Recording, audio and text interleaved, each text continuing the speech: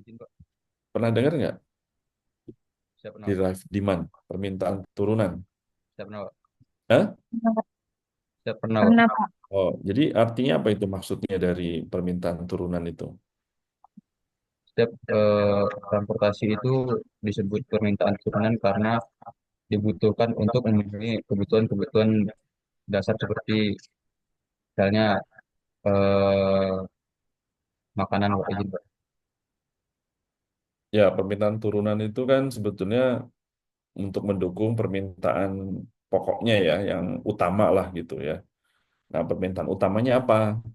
Ya, kebutuhan utamanya dari orang gitu ya. Ya, misalnya saya mau kebutuhan itu untuk bekerja gitu ya. Jadi saya punya kebutuhan utama saya adalah bekerja. Maka transportasi itu yang mendukung supaya saya dapat sampai di kantor dengan selamat misalnya. Ya, nah itu jadi transportasi itu. Jadi bagaimana caranya kita memindahkan orang ya dari satu tempat ke tempat lain menggunakan moda dalam keadaan selamat gitu. Ujungnya itulah selamat ya. Ya kalau perkara nyaman tuh relatif ya. Banyak orang atau sekarang moda transportasi nggak nyaman ya menurut sebagian orang karena berdesak-desakan gitu ya. Seperti naik KRL gitu itu kan nggak nyaman gitu ya. Tapi mau gimana? Kita mau bikin senyaman mungkin juga susah karena memang demand-nya juga sangat besar ya. Jadi mungkin wajar saja seperti di Jepang, di negara-negara lain juga sama ya. Pada saat peak itu pasti terjadi kepadatan ya. Nah itu, tapi yang penting adalah kalau saya melihatnya adalah selamat. Karena kalau nggak selamat, meskipun nyaman, murah, tapi nggak selamat ya sama aja kan, nggak nyampe kan. Ini tujuannya transportasi itu ujungnya harus sampai. Yang kedua, sampai itu harus selamat gitu. Itu minimalnya seperti itulah ya. Ya nanti setelah setelah berikutnya kita mau bikin nyaman, itu lebih bagus lagi ya. Terus bikin murah ya, kemudian bisa menjangkau ke semua tempat, itu lebih baik lagi. Tapi goal utamanya adalah sampai dan selamat. Gitu. Itulah transportasi. Tapi ada juga yang bilang angkutan. Ya, apa bedanya angkutan, angkut dengan transport? Ya, transportasi. Ya, itu mungkin nanti PR berikutnya ya. Apa bedanya angkut dengan transport? Ya, nanti dimasukin. PR-nya kemarin udah ya. Jadi eh, kemarin PR-nya apa? Novel. Kemarin PR-nya apa? Siapa? Kemarin PR-nya suruh apa? Saya izin menyampaikan, Pak. Hmm. Mencari resume. Ya, mencari apa? Ini, Pak. Menulis resume, Pak.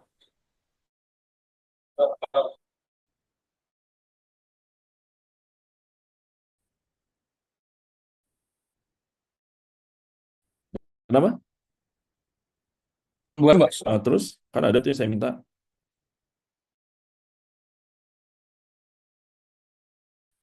Ya, kan itu ya,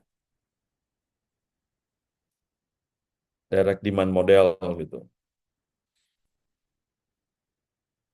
Ya, meskipun semuanya sih kelihatannya banyaknya menggunakan ChatGPT ya. Siap tidak, Pak?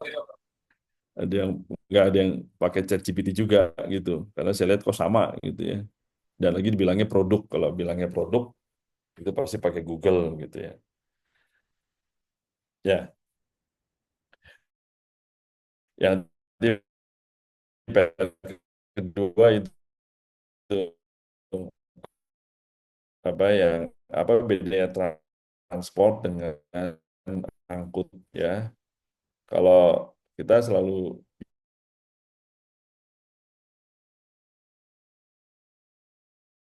jenis alat eh, nanti ada lagi moda darat, moda kereta ya, moda laut atau moda udara gitu.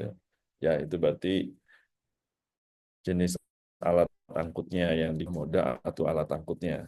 Ya nanti jenisnya bisa macam-macam ya. Ada menggunakan mobil, bis, ya dalam satu moda gitu ya, atau beda moda. Maksudnya beda moda itu dilihat dari prasarananya sebetulnya.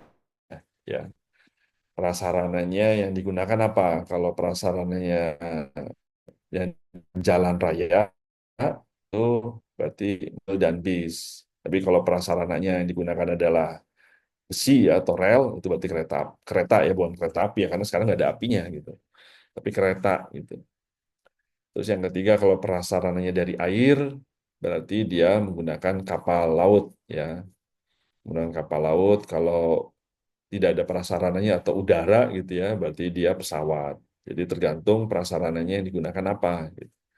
Nah, itu menunjukkan jenis modanya nanti. Oh, moda untuk yang jalan raya itu jenisnya terdiri dari mobil, kemudian apa, bis, motor, ya, mungkin sepeda, ya, dan lain-lain.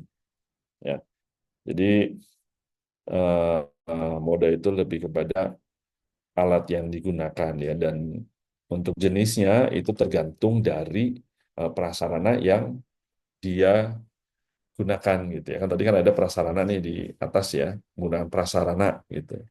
Nah, prasarana itu bisa macam-macam ya, bisa prasarana jalan, bisa prasarana rel ya, bisa prasarananya air, bisa prasarananya udara gitu.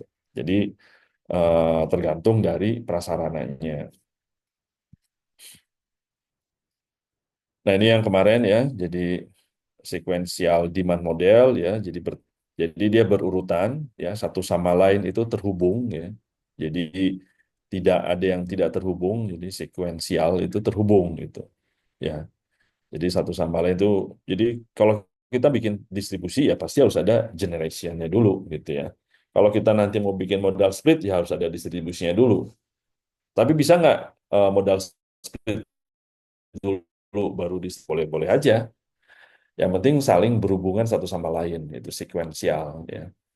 Jadi itu kunci utama dari sekuensial, satu sama lain saling terhubung, gitu. Satu sama lain terhubung dan berurutan ya. Jadi kalau misalnya trip generation ya pasti dia selanjutnya akan distribusi ya. Nanti distribusi baru modal split, dan juga nanti bisa bisa macam-macam ya. Bisa modal split dulu atau distribusi, yaitu tergantung nanti kita maunya apa gitu. Misalnya dari bangkitan kemudian kita mau split, boleh aja distribusinya gitu ya, di split ya. Nah, ini beberapa variasi ya dari four step model ya. Jadi dari bangkitan kita langsung bisa bikin modal splitnya dulu gitu ya. Udah ada langsung. Jadi pada saat kita survei, kita bikin matrik, sudah bikin matrik dengan model apa namanya? Moda ya. Udah ada modanya gitu. Misalnya matrik asal tujuan dengan menggunakan bis gitu ya. Matrik asal tujuan menggunakan mobil. Nah, itu udah dibuat gitu ya. Mana yang pakai mobil, mana yang pakai bis itu dipisah-pisah ya, atau jalan kaki atau naik sepeda gitu udah dipisah-pisah. Baru nanti didistribusikan, diolah gitu menjadi matrik asal tujuan sudah berdasarkan pemilihan moda ya. Ya, gitu ya. Itu juga dan seterusnya. Modal splitnya duluan, ya. Setelah kita bikin bangkitan, ya, survei, kemudian dilakukan modal split, ya, baru distribusi. Atau distribusi dulu, memang yang umum yang paling kanan, ya. Yang paling kanan. Jadi dari bangkitan, kemudian distribusi, kemudian modal split sampai assignment, ya. Nah, ini empat model inilah yang apa biasa digunakan. Jadi saling terhubung ya, saya bilang tadi. Kalau sekuensial itu berurutan dan saling terhubung satu sama lain. Kalau direct demand enggak, jadi langsung dia. Misalnya dari bangkitan langsung ke assignment gitu. Jadi nggak melalui tahap yang lain gitu. Ya.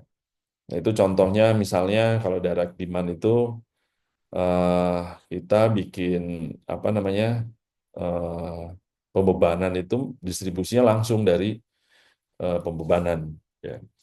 Jadi menggunakan data volume lalu lintas ya, volume lalu lintas langsung kita bisa bikin matrik asal tujuan gitu. Nggak perlu ada bangkitan, nggak perlu ada modal split langsung gitu ya. Itu disebut dengan direct demand. Karena memang yang nyata, dulu saya pernah mau bikin skripsi itu, jadi membangun matrik asal tujuan berdasarkan data volume lalu lintas.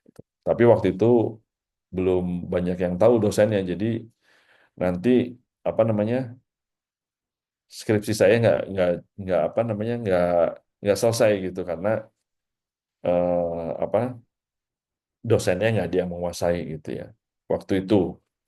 Ya kalau sekarang sih mungkin dengan banyaknya dosen yang sudah S2, S3 bahkan ya, sehingga kemampuan dari dosen untuk membimbing itu juga harapannya bisa lebih baik gitu. Kalau dulu nggak ada, orang teman-teman saya aja bingung ini gimana caranya kok bisa langsung dari volume lalu lintas bisa jadi matrik asal tujuan gitu. Ya kalau biasanya kan kita nggak kan survei dulu kan, trip generation dulu gitu ya, distribusi, pemilihan modal, baru saat ini langsung saya dari pembebanan langsung bikin matrik malah dibalik gitu. Ya, nah itulah yang variasinya. Ini variasi. Kemudian pada saat nanti di bangkitan ya, kita juga harus tadi pakai regresinya juga yang benar ya pada saat uji itu. Jadi pada saat statistik itu kalian juga harus bisa benar-benar jangan sampai salah gitu. Karena kalau salah, saya bilang tadi kalau datanya salah maka hasilnya juga salah. Kemudian kalau nanti di assignment ya, pada saat assignment ini kan model ya. Model itu apa?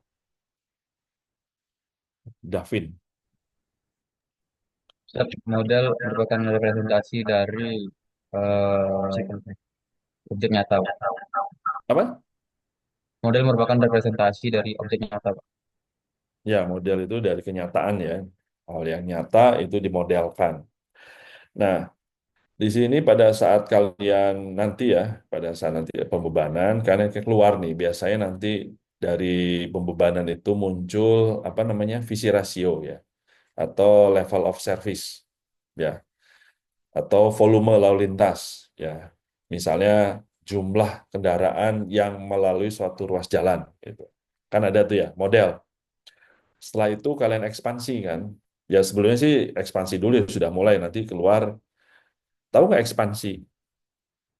Belajar nggak ekspansi? Hanun, belajar ekspansi nggak kemarin? Saya belum, Pak. Oh belum ya, di bangkitan itu.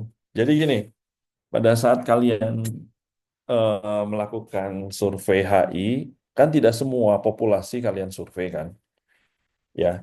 Misalnya satu kota itu ada 100 orang gitu misalnya, kan tidak kalian survei 100-100-nya kan, itu kan kalian hanya survei minimal 30 orang ya. Jadi dianggap 30 orang itu mewakili 70 orang lainnya kan gitu ya, jadi 100 gitu kan.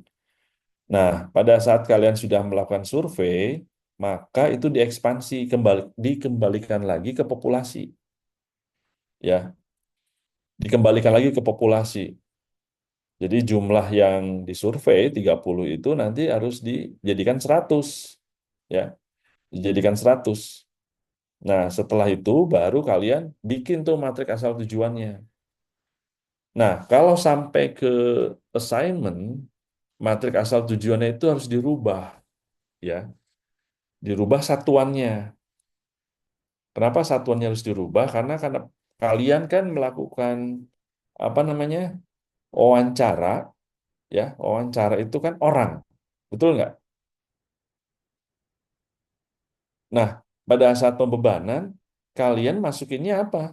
Bukan orang kan, kendaraan. Makanya harus dirubah satuannya yang tadinya orang per hari menjadi SMP per hari.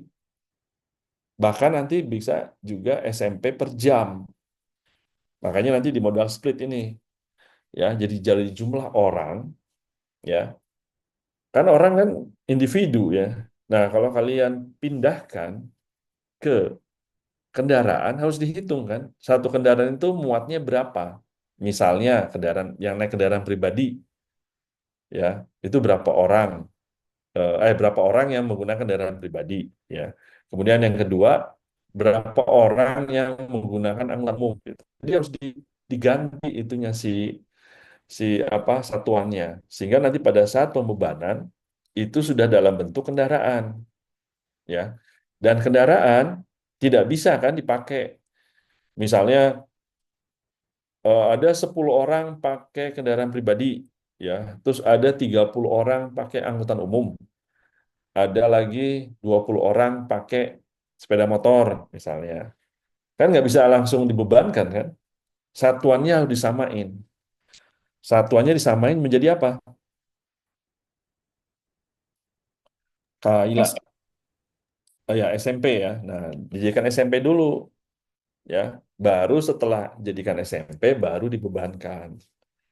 Ya, dibebankan ke ruas jalan karena SMP itu bebas ya. Mau dia kendaraan mobil penumpangnya 10, mau 20 itu bebas. Tapi kan udah dikonversi. Jadi sama semua ininya ukurannya ya. Nah, baru dibebankan. Nah, dari pembeban itulah muncul volume kan nanti. Volume lalu lintas dalam satuan SMP per jam misalnya. Nah, ini model. Ya, kan model representasi dari kenyataan. Nah, untuk membandingkan model dengan dunia nyata, kalian harus melakukan apa kira-kira? Pernah? Oh, ini belum ya.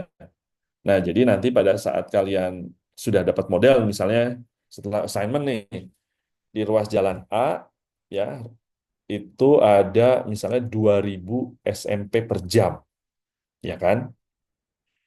Ya, nah ini kan bener nggak nih 2000 ya di jalan A.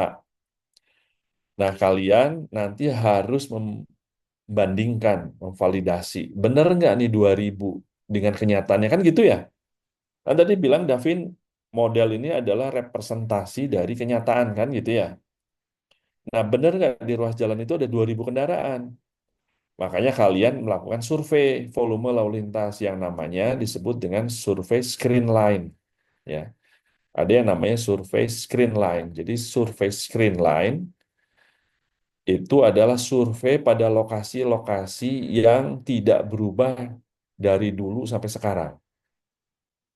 Contohnya, di lokasi survei itu adalah di perlintasan dengan kereta api atau di di mana dengan ada sungai.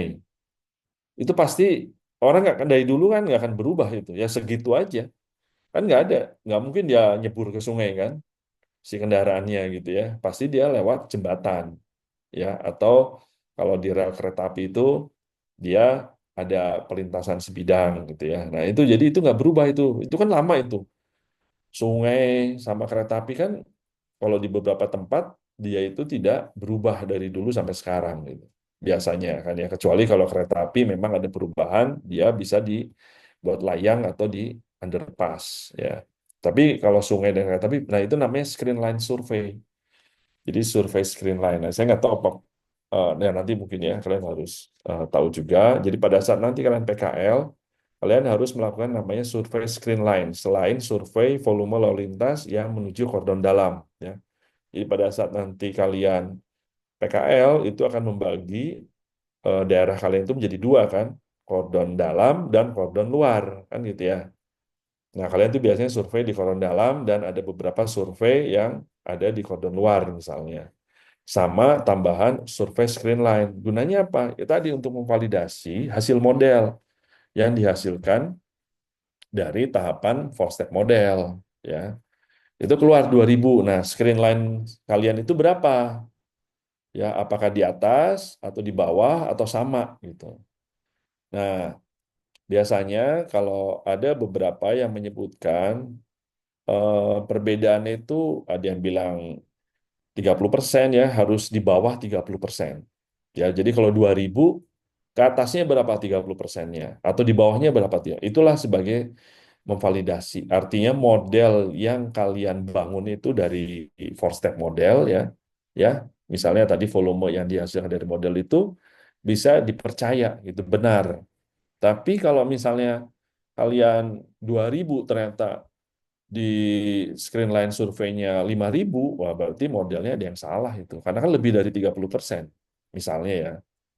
Ya, kalau volume lalu lintas realnya itu ternyata 5.000 per hari ya rata-rata, sedangkan model kalian yang di apa volume lalu lintas dari hasil four step model yang kalian buat itu 2.000, berarti modelnya salah yang kalian buat.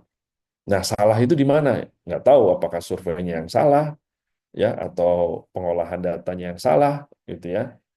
Nah, itu yang nanti akan jadi pembanding itu dunia nyatanya. Ya seperti kalian bikin inilah Madame Tussauds ya, kan bikin patung lilin ya.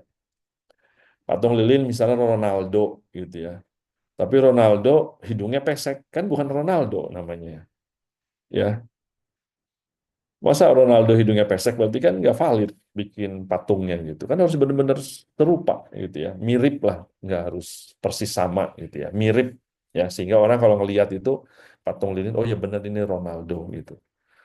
Jangan dibikin patung tapi ternyata bukan Ronaldo gitu. Nah, itu salah, itu sama dengan di transportasi ya.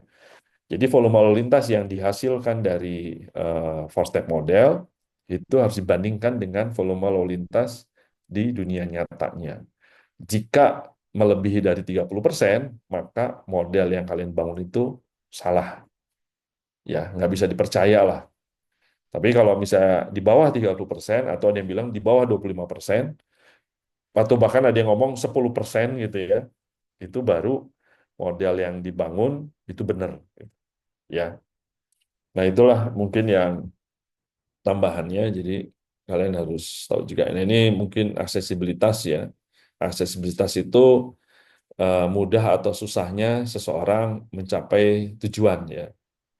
Ya, baik itu dari jarak, waktu tempuh maupun biaya. Nah, kemudian ini kalian sudah tahu pasti ya, mungkin di kuliah-kuliah sebelumnya. Jadi kalau moda itu berapa ya jumlah orang yang menggunakan moda tertentu dari asal ke tujuan gitu. Ya, pasti beda-beda. Ada yang menggunakan angkutan umum, ada yang menggunakan kendaraan pribadi. Nah, itu nanti kalian bikin prosentase ya pada saat PKL. Berapa yang menggunakan kendaraan pribadi, berapa yang menggunakan angkutan umum. Gitu. Nanti dipotret ya. Baru nanti pembebanan. Setelah pembebanan, nanti kalau pembebanan ingat itu yang dibuat pohon lintasannya ya, patrinya ya, patrinya itu atau pohon lintasan itu adalah lintasan terpendek ya, atau tercepat ya, atau termurah gitu. Ya ini kalau di transportasi tadi saya sudah sampaikan ya bahwa moda itu tergantung prasarananya. Ya, kalau prasarana, kalau kita kan di jalan ya atau darat ya. Darat itu ada dua sebetulnya kalau diambil dari kacamatanya kementerian ya. Kalau dari kementerian darat itu ada dua. Yang satu adalah jalan ya, yang satu lagi adalah penyeberangan. Sebetulnya itu air, air itu maksudnya sebenarnya laut ya. Tapi nggak tahu untuk di darat itu mengelola penyeberangan gitu. Padahal dulu dulu zaman dulu itu adalah tupoksinya berhubungan laut. Jadi makanya Poltrans SDP yang di Palembang itu dulu bagian dari STTD. Jadi waktu saya jadi kabak akademik masih belum politeknik ya dulu, masih sekolah tinggi transportasi darat. Kenapa kita bisa jadi sekolah tinggi ya? Karena kita mengampu atau menangani dua dua hal. Yang pertama jalan raya dan yang kedua adalah penyeberangan. Ya, makanya ASDP itu dulu merupakan bagian dari STTD. Jadi saya kalau lagi yudisium ya atau lagi mau pengumuman naik tingkat atau semester itu mengundang kabak akademiknya ASDP. Jadi kita yang masukin nilainya ya akademik waktu saya di akademik gitu. Jadi SDP itu bagian dari STTD juga Bali ya. Bali itu juga bagian dari STTD yang terpisah dari STTD itu Tegal ya. Yang di Tegal. Nah, kalau yang di Bali itu bagian dari STTD gitu ya. Jadi sama. Jadi mereka juga apa-apa dari mulai dosen, kemudian nilai dan segala macam peraturan-peraturan akademik itu dari STTD yang mengeluarkan gitu. Jadi mereka hanya mengikuti saja gitu. Nah, itulah yang makanya Dulu saya mengupload tiga lokasi ya, di Palembang, Bekasi, dan Bali. Tapi setelah menjadi Politeknik, itu masing-masing berdiri sendiri sekarang. Jadi Palembang dan Bali itu berdiri sendiri, jadi terpisah dari STTD. Kalau dulu ada dua itu masuk di bagian STTD. Nah, ini moda transportasi ya, ada kendaraan pribadi, ada umum ya. Memang kalau di kita di transportasi, kita harus fokusnya itu lebih kepada bagaimana meningkatkan layanan atau kualitas pelayanan dari angkutan umum gitu ya. Ya, jadi bagaimana kita supaya angkutan umum itu menjadi salah satu moda yang digunakan oleh masyarakat ya. Jadi pribadi itu kalau di luar negeri bukan moda utama ya. Negara-negara maju mereka bukan moda utama. Makanya kalau kalian lihat ya turis-turis dari Eropa, Amerika, Cina, Jepang itu mereka senangnya naik angkutan umum ya karena memang di negaranya mereka biasanya naik angkutan umum gitu. Senang naik kereta api, senang nggak malah senangnya jalan kaki ya. Jarang mereka pakai taksi, pakai itu jarang ya. Mereka lebih baik pakai angkutan umum karena memang mereka terbiasa di negaranya itu menggunakan angkutan umum untuk aktivitas sehari-harinya. Ya, dalam aktivitas sehari-harinya itu mereka menggunakan angkutan umum. Beda dengan Indonesia. Indonesia rata-rata menggunakan kendaraan pribadi, baik itu motor maupun mobil ya. Jarang angkutan umum gitu ya, kecuali orang-orang yang apa menengah ke bawah gitu. Tapi kalau udah menengah ke atas, rata-rata mereka menggunakan kendaraan pribadi ya. Bahkan menengah ke bawah juga sudah ada yang menggunakan kendaraan pribadi ya, menggunakan motor ya.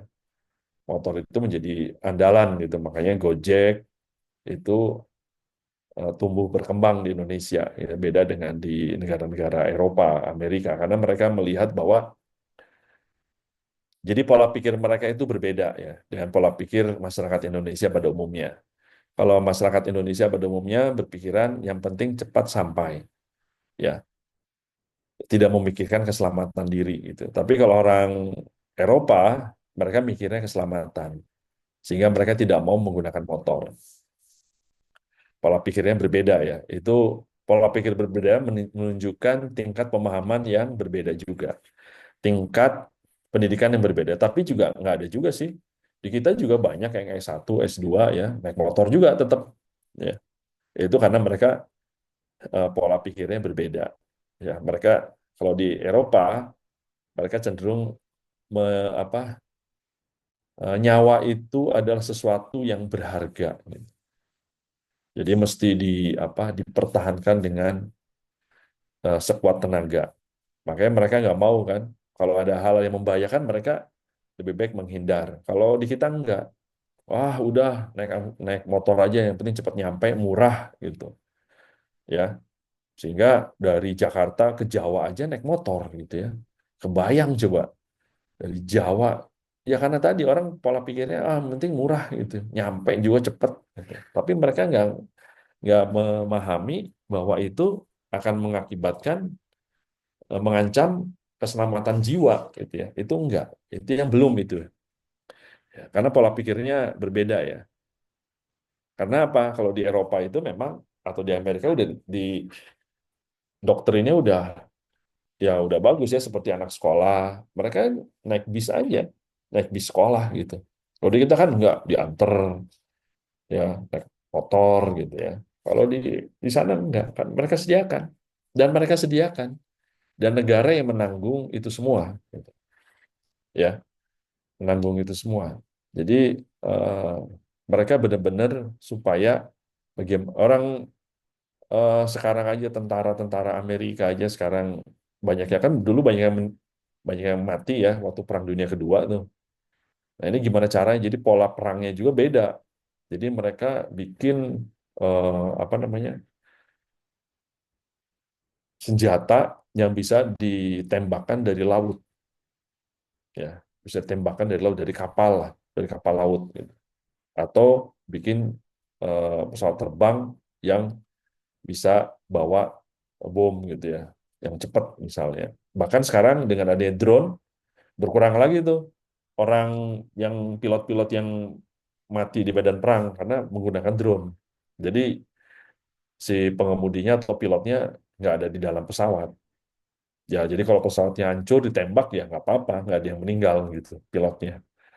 Nah itu sampai sampai ke sana gitu ya, sampai benar-benar diperhatikan gitu. Kalau kita kan nggak, ya perang-perang aja maju aja semua gitu ya, tentaranya ditembakin semua ya nggak apa-apa orang kita banyak katanya, kita masih banyak gitu. Nah artinya apa? Pola pikir kita beda ya. Nah inilah yang eh, apa yang seharusnya kita dan seharusnya juga dari STTD juga bisa mengeluarkan kebijakan untuk bagaimana menciptakan angkutan umum yang baik gitu. Jadi skripsi kalian ya nanti tugas akhir kalian itu harus mengarah kepada bagaimana menciptakan angkutan umum yang baik ya. Jadi manajemen lalu lintas ya bagaimana supaya angkutan umumnya bisa berjalan dengan lancar. Bukan kendaraan pribadi yang dilancarkan, tapi angkutan umum yang dilancarkan. Ini ya, jadi ada juga selain itu ada penumpang dan juga ada barang. Jadi barang juga ini menjadi salah satu hal yang krusial sekarang ini. Ya ada namanya kalau di penumpang itu ada namanya ojol ya, ojek online. Kalau di barang itu ada odol, overdimensi dan overload. Dan itu sampai sekarang nggak tuntas-tuntas gitu ya. Bagaimana kita menangani odol gitu ya.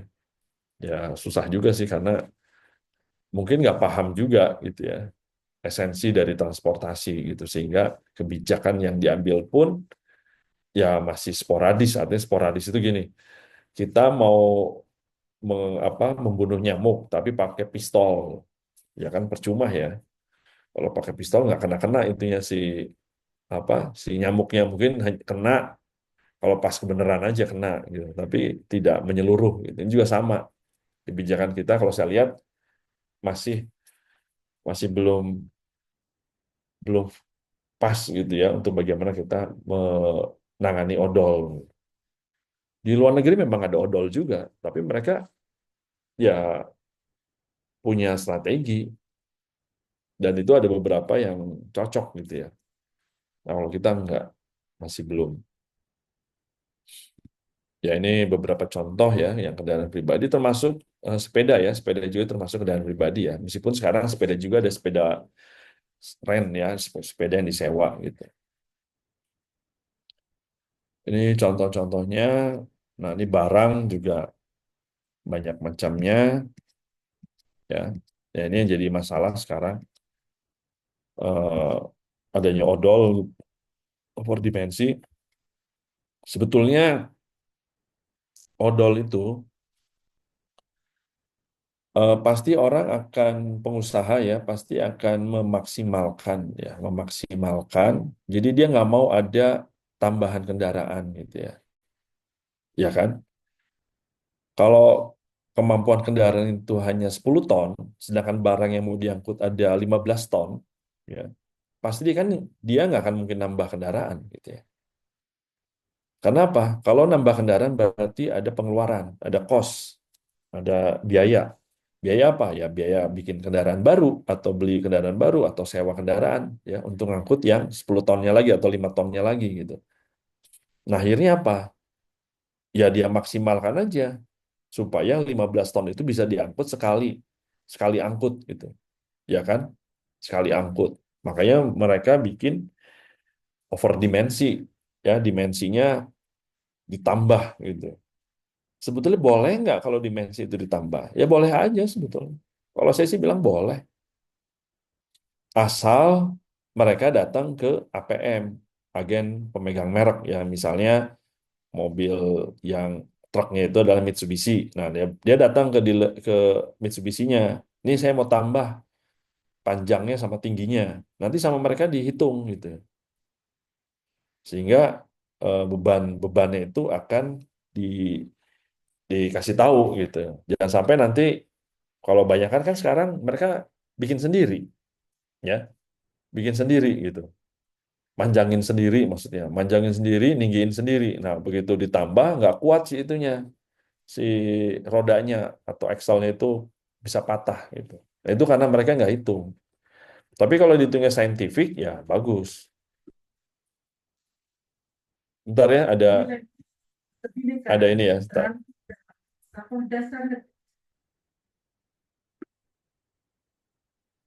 Ada ini dulu ya.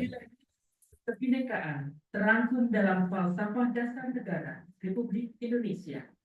Sebagai insan yang senantiasa sigap membangun negeri, marilah kita pedomani dan sejenak kita dengarkan bersama pembacaan naskah Pancasila. Pancasila. Satu, Mana ini ya? ketuhanan yang Maha Esa. Dua, kemanusiaan yang adil dan beradab.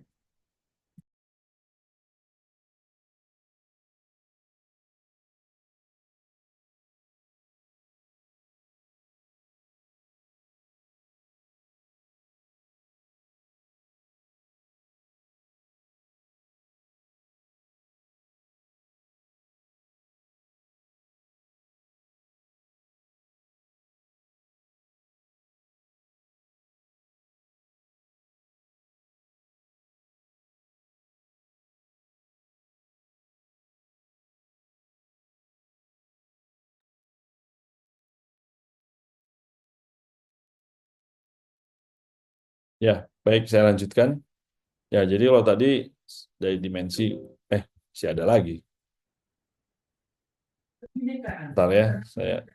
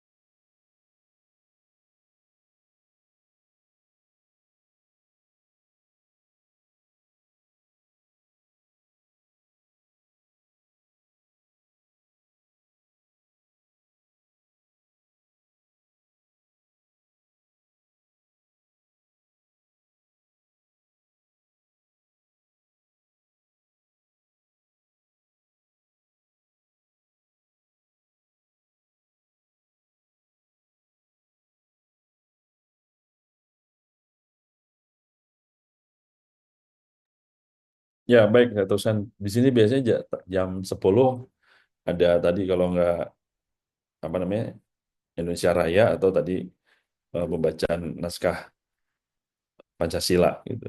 Atau di STTD gitu nggak? Sebelum Pak. Oh belum ya. Ya udah saya lanjutkan. Ya jadi eh, odol terus yang kedua kalau dia ditambah berarti kan daya angkutnya menjadi lebih besar kan ya. Sebenarnya nggak apa-apa juga asal dia benar-benar menghitung ya kekuatan dari kendaraannya dengan beban yang dibawa gitu. Dan juga yang penting adalah remnya ya. Kalau remnya nggak mampu ya bahaya. Nanti pada saat turunan dia ngerem ternyata nggak bisa ngerem banget gitu ya, malah malah ngeglosor terus gitu. Itu bahaya. Yang kedua dari odol itu biasanya adalah jalannya menjadi rusak. Ya, ya memang jalannya pasti harus diperkuat ya kalau memang bebannya ternyata banyak kendaraan berat ya, kendaraan barang yang lewat, berarti perkerasannya juga harus diperkuat. Nah, masalahnya kalau perkerasannya diperkuat, biayanya juga nambah gitu ya, bertambah biayanya. Ya, di satu sisi pengusaha dia mau memaksimalkan eh, biaya ya, menekan biaya gitu dengan dia mengangkut sebanyak-banyaknya gitu.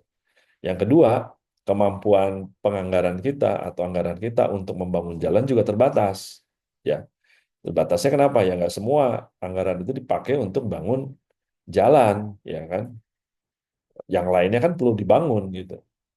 Nah ini memang ada di dunia pun sama gitu, di luar negeri sama. Tidak semua negara itu yang di Eropa maupun Amerika mampu membangun jalan yang sangat kuat gitu ya, karena pasti mahal. Gitu ya. Nah caranya mereka apa ya? Ada denda, ada tilang. Ya tilangnya mereka sih udah elektronik dan tilangnya juga mereka apa sih namanya besar gitu dendanya. Kalau melanggar dendanya mahal gitu. Kalau di Indonesia dendanya cuma 500.000. Ya pengusaha mah cincai lah 500.000 gitu ya. Nah kalau di luar negeri enggak mahal. Nah mahal itu untuk apa? Ya untuk bangun jalan lagi, untuk perbaikan jalan. Nah sekarang 500.000 nggak mampu dong bikin apa mengaspal lagi kan gitu ya di Indonesia karena terlalu murah juga. Dan juga banyak pungli di jalan gitu ya. Mereka nggak didenda, ya suruh bayar aja, kasih petugas aja 200.000 udah senang tuh petugas, nggak perlu bayar 500.000 kan gitu. Ya kalau petugas kan lumayan, ada 100, ada 10 truk yang lewat dia dikasih 100 aja udah dapat 1 juta dalam sehari. Ya, nah itulah. Jadi kalau di luar negeri enggak, mereka benar-benar pakai elektronik, kemudian dendanya tinggi dan tidak ada main-main ya dengan petugas gitu.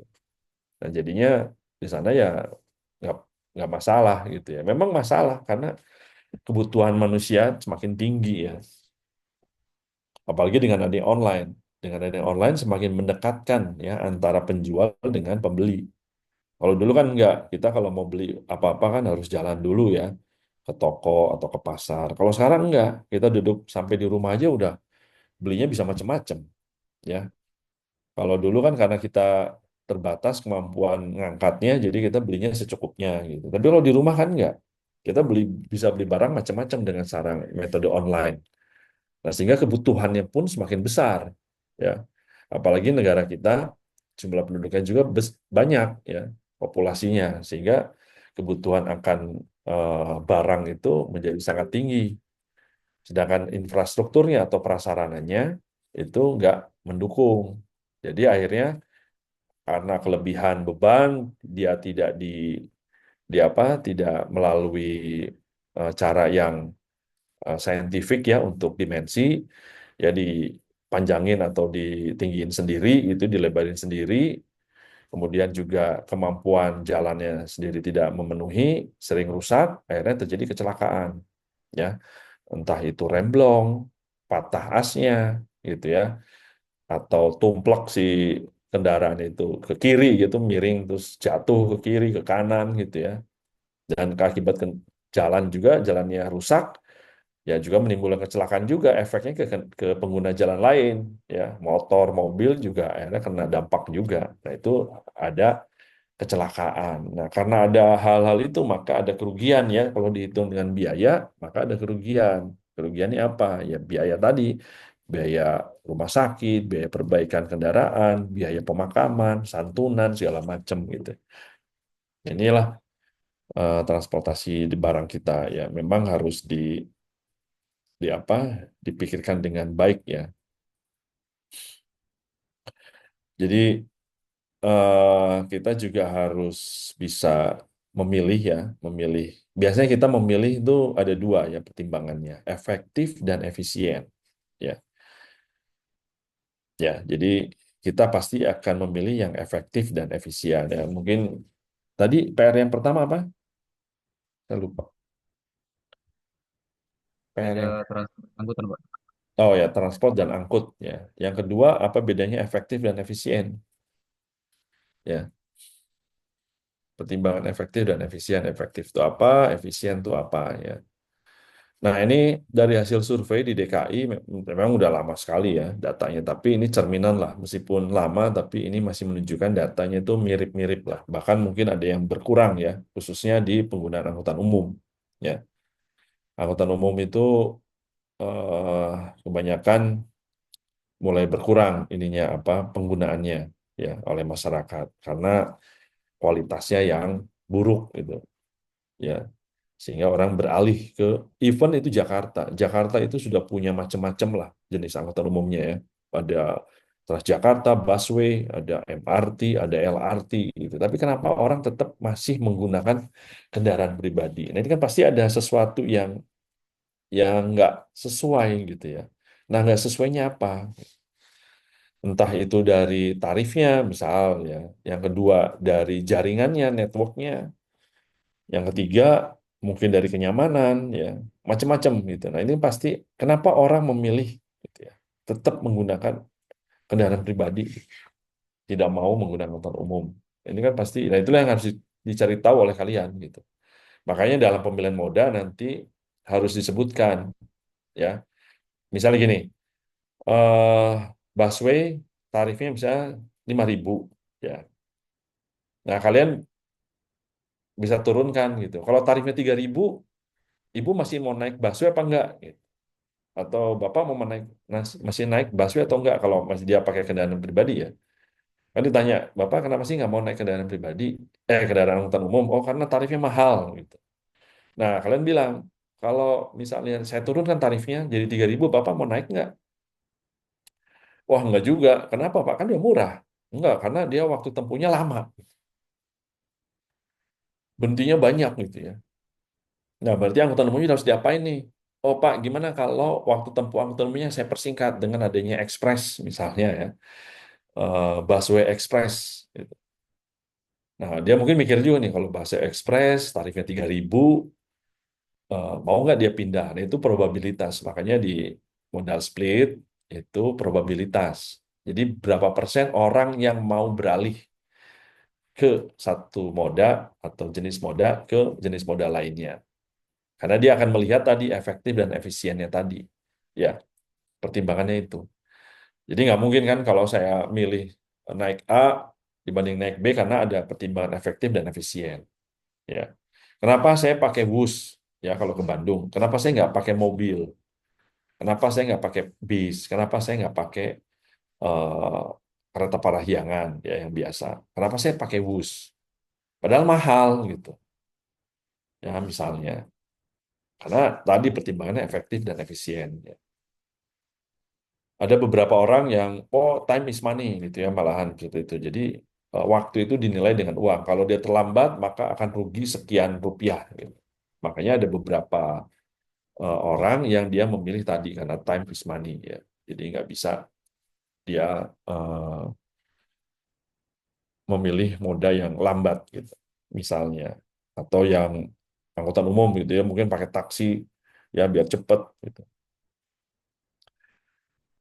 Nah ini ya kita tadi pertimbangannya memang sih efektif dan efisien, tapi juga harus ada pertimbangan juga keselamatan juga ya, karena kalau dengan keselamatan maka kita akan bisa melihat eh, nyawa ya, nyawa kita itu jangan dipakai ya asal-asalan gitu. Kita kan punya nyawa satu ya, kecuali kalau kita punya nyawanya banyak gitu ya. Mungkin bolehlah kayak di film Jumanji gitu ada nyawanya ada 3 gitu. Jadi kalau sekarang dia begini nanti masih ada 2 gitu ya. Satu kali mati nanti.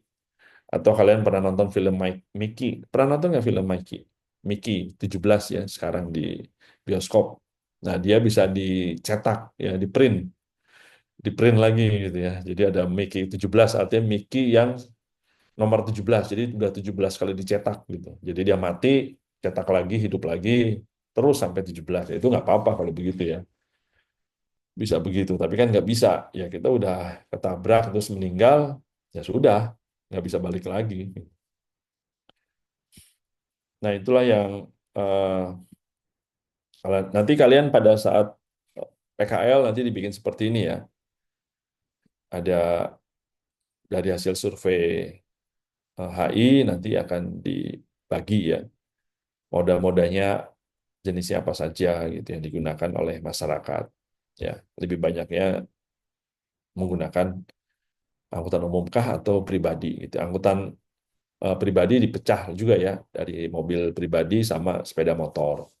Ya, angkutan umum juga bisa dipecah, ada menggunakan angkot, misalnya kalau di sana ada angkot ya, atau bis gitu ya, atau kereta api, tergantung.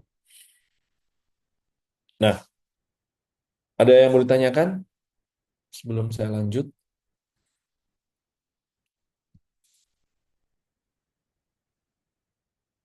Ada yang mau ditanyakan? Sebelum Pak. Belum, saya lanjut lagi ya.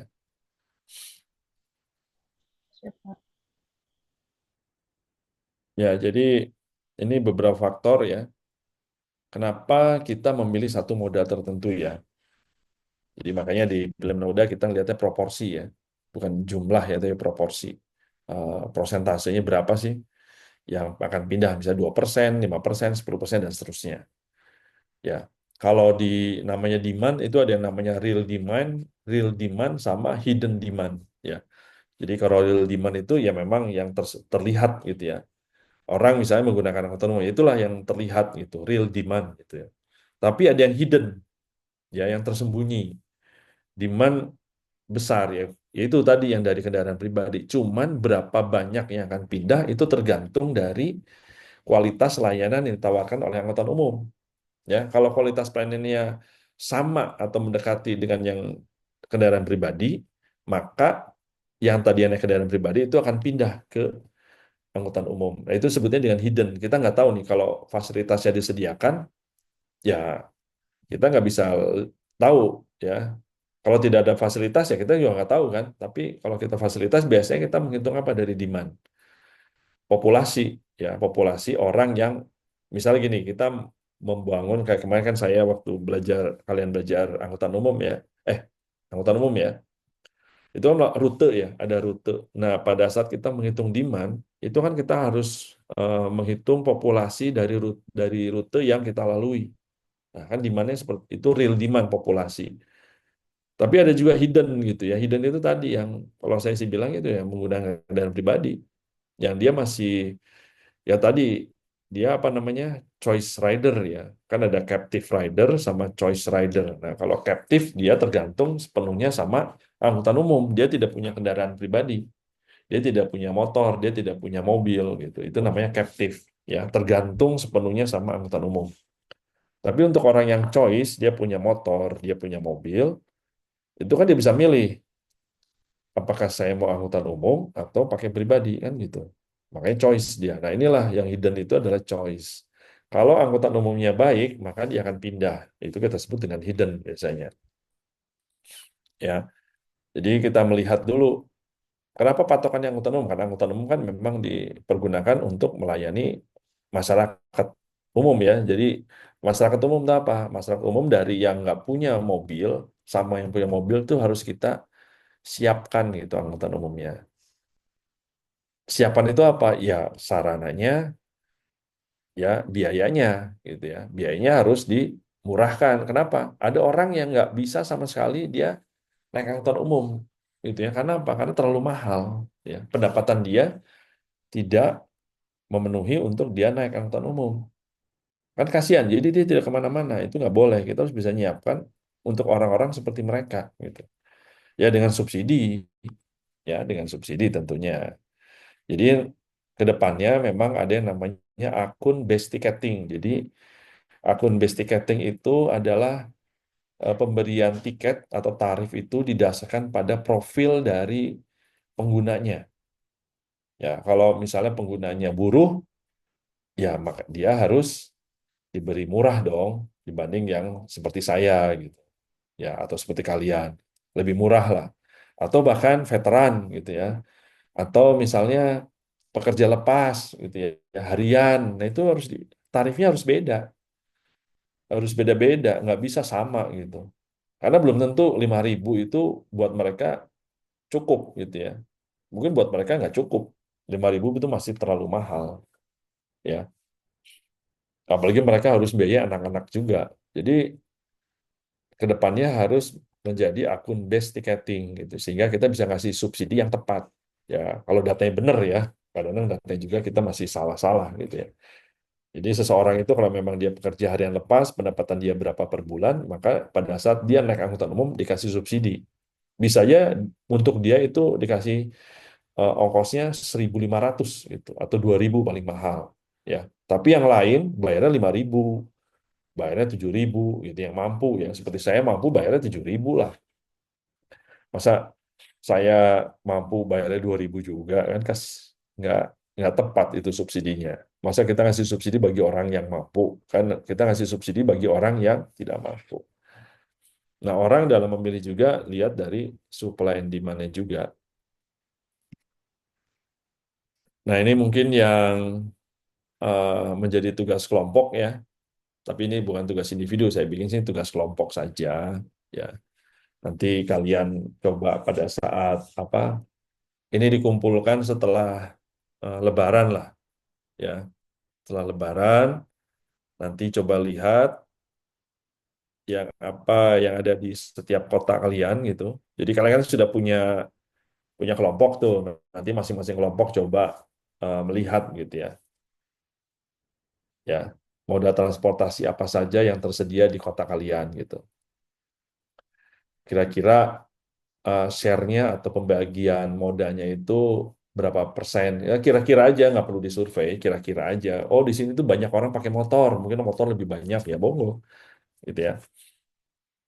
Kemudian ya mungkin kalian nanya-nanya lah tetangga atau temen gitu ya, boleh lah, tapi nggak banyak ya. Kenapa sih orang memilih menggunakan moda tertentu gitu ya? Misalnya kalian kayak teman kalian gitu, kalian kalau ke sekolah atau kuliah naik apa sih? Oh naik motor. Kenapa sih naik motor? Nah itu ditanya gitu.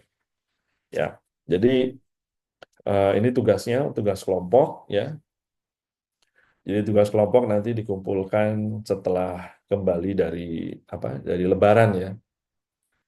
Setelah dari Lebaran kalian kembali nanti dikumpulkan dan jadi report kelompok ya, bukan report individu ya. Jadi individu nyerahin gitu. Sehingga nanti misalnya gini, oh ternyata yang memilih motor itu banyak karena ada sebabnya sama gitu dengan teman kalian yang dari kota lain ya nggak apa-apa itu dikumpulkan gitu jadi kalian dirangkum gitu ya jadi kalau yang sama berarti nggak usah yang beda baru ditambah gitu ya jelas jelas nggak jadi kesimpulannya gitu misalnya tadi ya apa yang mempengaruhi orang memilih moda tertentu gitu ya misalnya naik motor kenapa pilih motor karena cepat nah teman kalian yang di kota lain ada nggak cepat oh ada berarti cepat. Kedua, apalagi ini karena murah. Kota lain benar nggak murah? Oh, murah gitu ya. Terus ada lagi, oh, enggak, pengen gaya misalnya. Ada teman kalian yang satu kota A gitu, gaya. Oh, tapi teman yang lain nggak ada, ya itu tulis. Jadi ada cepat, murah, dan gaya. Gitu. Ya, itu ya. Jadi dari 6 orang itu, beberapa yang kan beda-beda pasti jawabannya. Nah, itu kalian rangkum. Tapi kalau yang sama, ya jadikan satu ya. Jadi ada 2 orang yang menyatakan bahwa ini murah, ya berarti sisanya yang 4 orang apa gitu. Nah, itu baru dibuat. Ya, jelas. Siap jelas kok. Ya itu nanti dikumpulkan setelah kalian pulang dari Lebaran. Jadi pas masuk lagi itu dikumpulkan lah ya pada saat eh, kuliah gitu. Jadi misalnya kuliah hari ini berarti dikumpulkan hari ini gitu. Ya, setelah Lebaran. Ini setelah Lebaran ya, bukan sekarang. Tapi kalau jadi kan datanya kan belum kalian dapat, kalian kan harus pulang dulu. Nah, setelah pulang baru kalian akan tahu bagaimana situasi dan kondisi di kota kalian gitu. Ya, ya demikian mungkin untuk kuliah hari ini, pagi hari ini ada yang mau ditanyakan?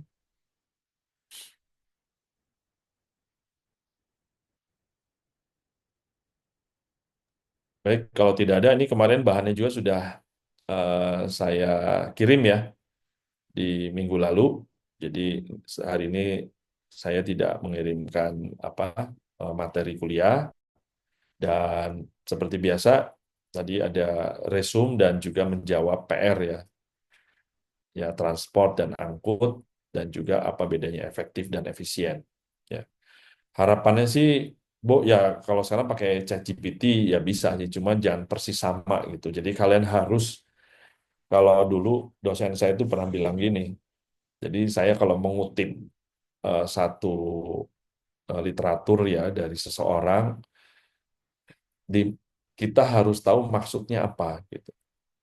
Ya, kita harus tahu maksudnya apa. Kemudian setelah kita paham maksudnya, baru kita tulis ulang dengan bahasa kita, gitu. Ya, ditulis dengan bahasa kita. ya dengan pemahaman kita gitu. Karena kan kita yang menulis nih, bukan orang lain, bukan si chat yang dapat tugas, tapi kan kalian. Nah, kalian harus baca dulu, dimaknai dengan benar, ya dimaknai dulu, dipahami dulu hasil dari ChatGPT, baru kalian tulis ulang dengan versi kalian gitu. Kenapa? Kalau kalian tulis sama persis dengan yang apa yang ada di ChatGPT atau yang ditulis sama seperti yang literatur itu, maka itu namanya kena plagiasi, ya. Kena plagiasi, artinya kalian plagiat itu, mencontek, gitu ya. Mencontek. Jadi kalau kalian bikin jurnal atau bikin skripsi di luar negeri itu udah dicek sama dosen plagiarismenya berapa persen, ya. Kalau dalam kemarin waktu saya di Litbang itu sekitar taruhlah 20% misalnya. 20% kalian bisa tidak plagiat itu namanya. Tapi kalau lebih dari 20% maka kalian plagiat. Nyontek mentah-mentah dari apa yang ditulis orang gitu. Plagiat itu seperti itu. Ya. Jadi kalian boleh karena kan sekarang ChatGPT itu membantu ya, tapi harus dipahami dulu. Dipahami, makanya tadi ada tulisan ada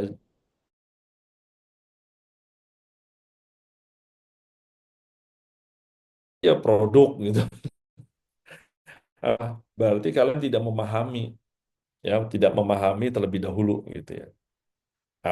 Dari apa yang dibantu oleh ChatGPT. Ya, kalian harus pahami maksudnya apa, baru ditulis ulang, tapi dengan versi kalian, bukan versi ChatGPT. Makanya tadi ada tugas yang masih menulis produk gitu. Berarti kan itu ChatGPT itu.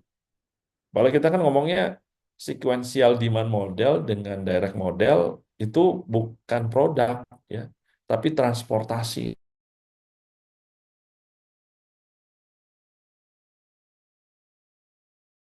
Eh, Sampaikan siapa yang nulis, tapi ada yang masih seperti itu. Ya pasti ini dari ChatGPT ya, atau dari Google atau dari mana gitu ya.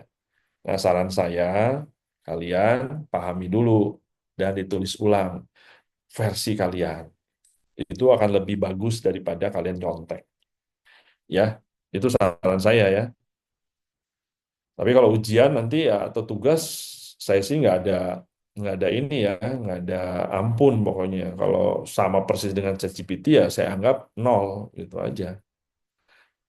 Ya, jadi meskipun kalian sudah berusaha terus nulis tapi masih mirip atau sama dengan ChatGPT ya, saya akan beri nilai nol gitu ya, karena kalian tidak memahami terlebih dahulu maksud dari ChatGPT itu. Ya, baik.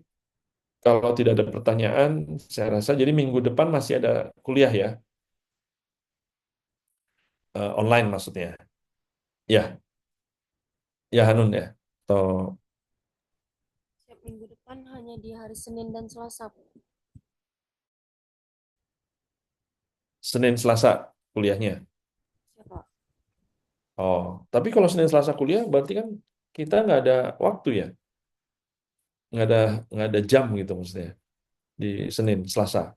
Siapa untuk surat edaran terkait perkuliahannya mulai dan libur kapan itu belum ada, Pak. Nanti Oh, lanjut. ya ya. Ya boleh kalau misalnya Senin bisa ada waktu ya mungkin online atau kalau saya bisa datang gitu ya. Ya, gitu aja ya untuk kuliah berikutnya. Ya baik, kalau tidak ada pertanyaan lagi, saya cukupkan kuliah saya hari ini. Sekali lagi terima kasih kehadirannya dan tetap puasa ya bagi yang menjalankan ibadah puasa. Jangan, kalau bisa jangan batal ya. Sayang juga kalau batal. Jadi diupayakan bisa tamat 100% nanti sampai akhir.